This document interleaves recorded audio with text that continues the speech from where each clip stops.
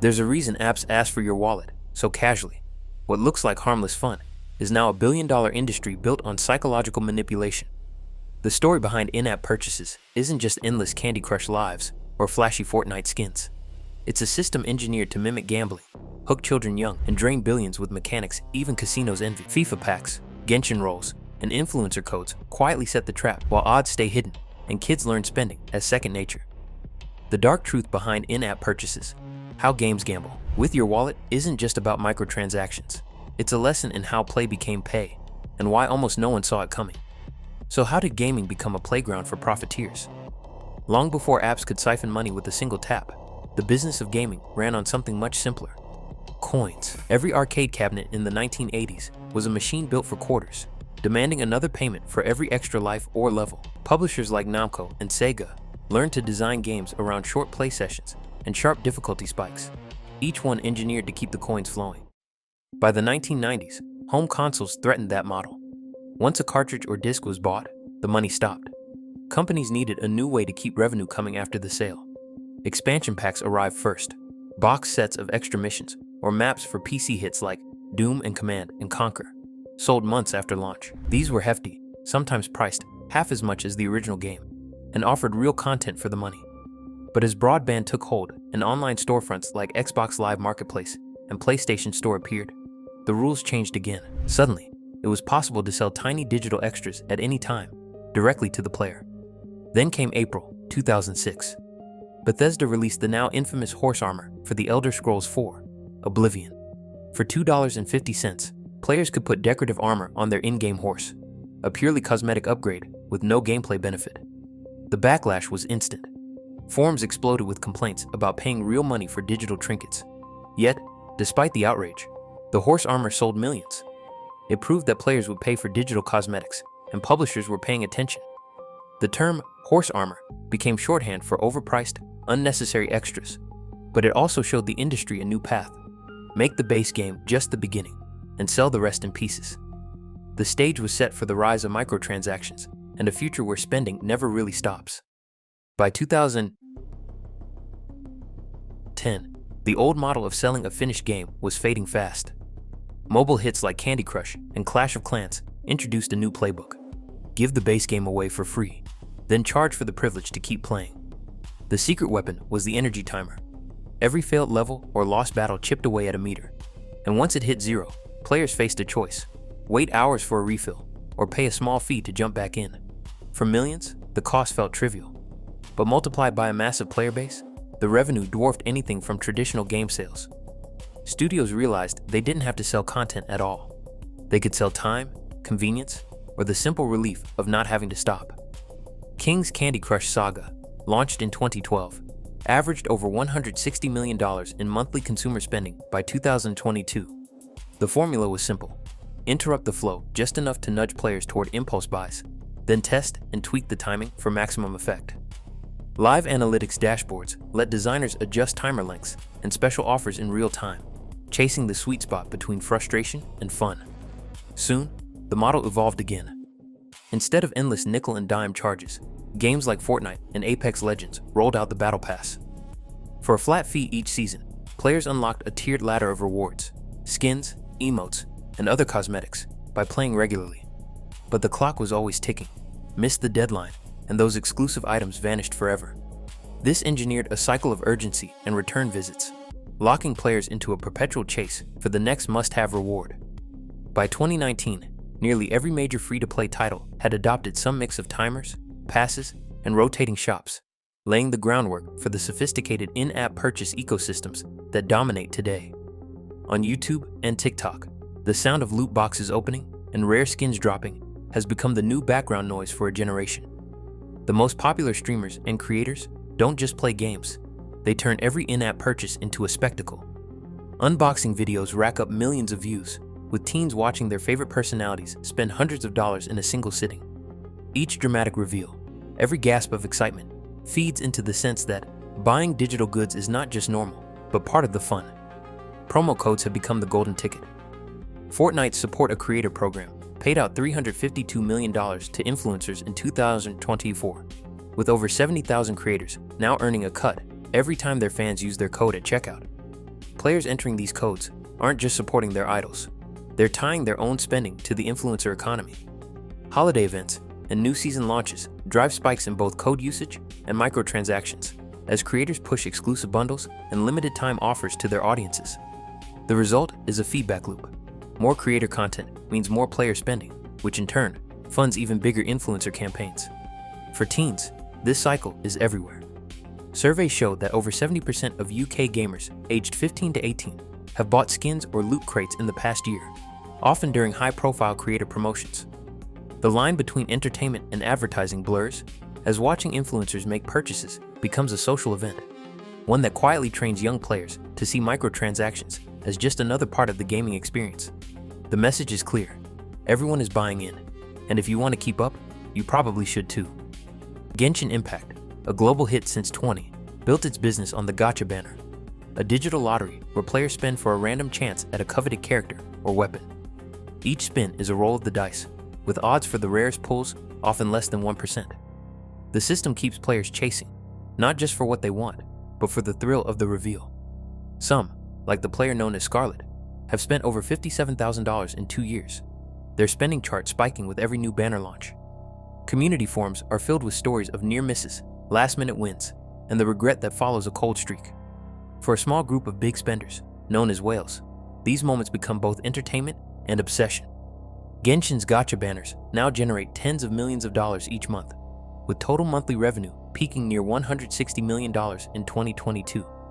But not every game relies on randomness.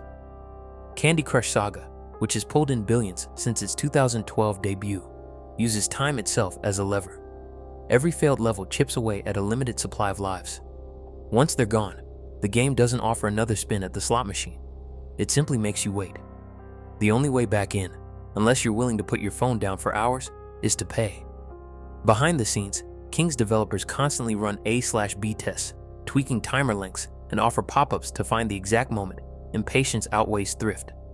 During seasonal events, these adjustments can drive a 12% spike in spending overnight. Both systems, random rewards and time gates, work on the same principle: keep the player coming back and keep the money flowing. Whether it's the unpredictability of a gacha pull or the frustration of a forced pause, the result is the same.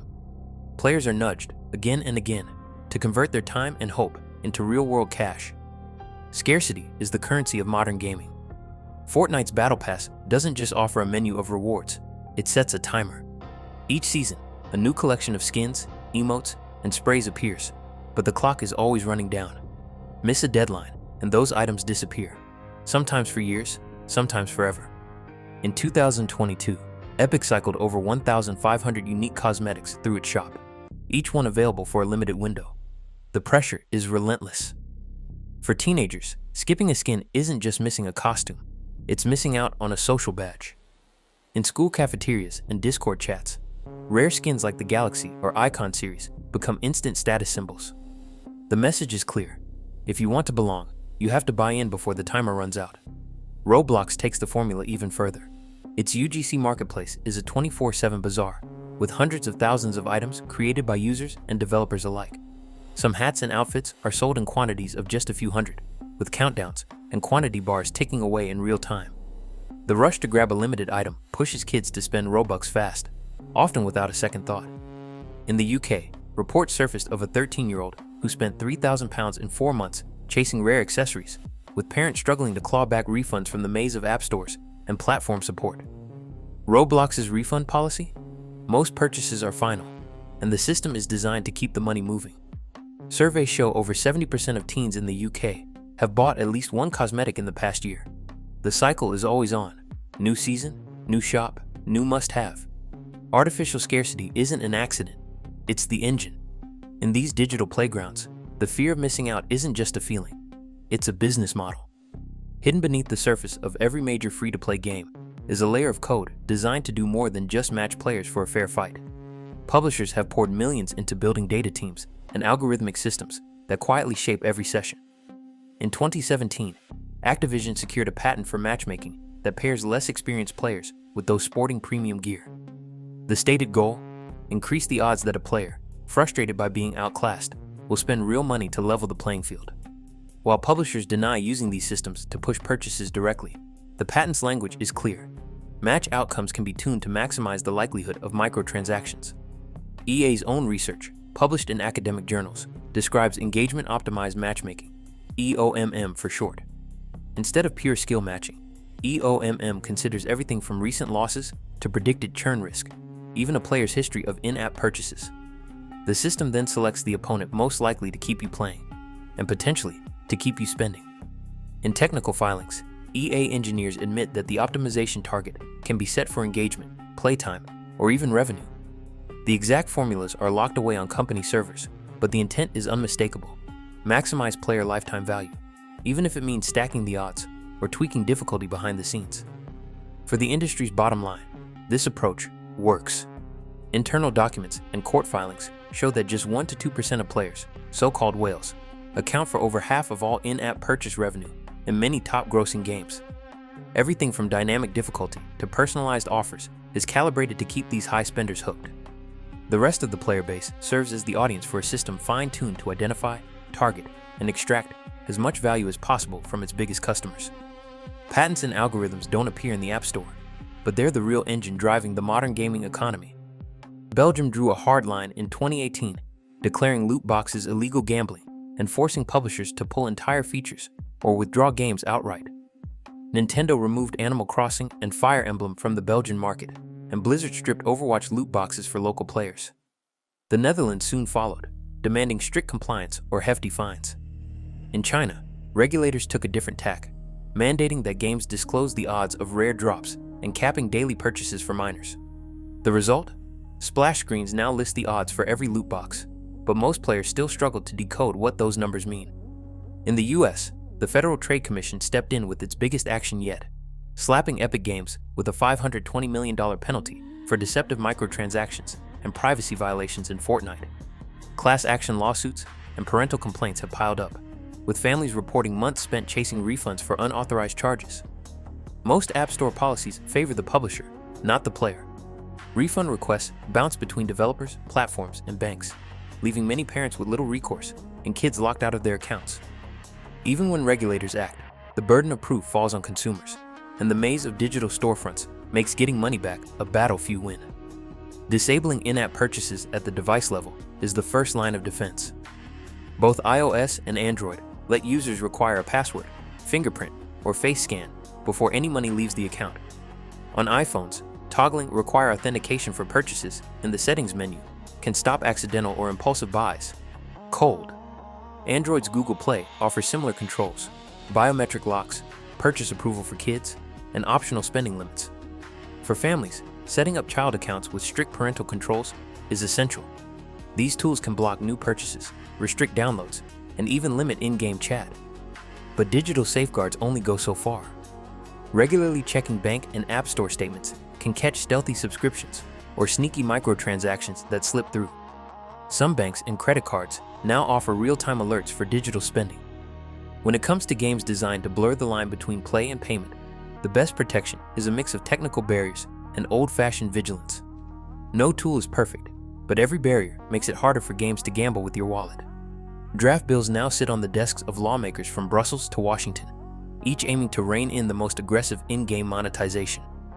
The European Union's Digital Fairness Act, set for debate in late 2005.